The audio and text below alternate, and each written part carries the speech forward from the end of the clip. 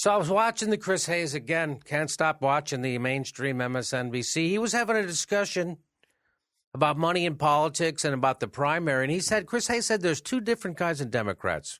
What kind of Democrats are there? Let's listen.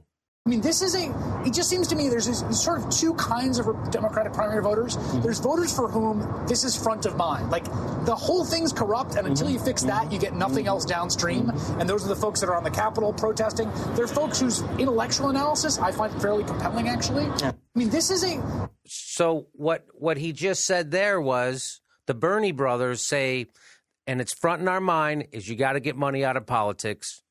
And he said that, and their argument, intellectual argument, I actually find compelling,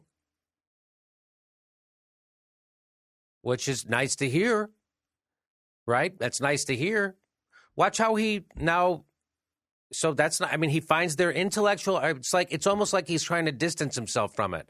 Now, he didn't say, I find that argument compelling. I find that intellectual argument. It's not practical. That's what it sounds like. It's not practical to try to get money out of politics or have government funding of our elections. That's not intellectually, as an idea. That's what it sounds like he's saying. And what's the second kind? But then there are folks on the other side who say, yes, that's a problem, and there's all these other problems, and we're not going to fix it tomorrow, so you kind of do what you can within the system. So that's how Chris count the two types of Democrats, the Hillary and Bernie voters. There's the Bernie voters who say, you got to get money out of politics, and nothing's going to get fixed until you fix that, which is how I see things. And then he gives, I got to tell you, some of the most generous framing I've heard to the Hillary Rodham Clinton camp, which is, yes, we agree that that's a problem too, meaning money in politics. I don't know if they do. It doesn't sound like that they agree that there's a problem. They say, oh, sure, that's a problem too, but there's other problems we have to fix also. So we both have see the same problems. We just have different priorities. Or maybe you could do. I don't see that. Hillary Rodham Clinton has said over and over and over again that, yes, I took money from Wall Street, so did Barack Obama, and he was able to regulate them, and money doesn't influence me, and I can regulate them. So they're not.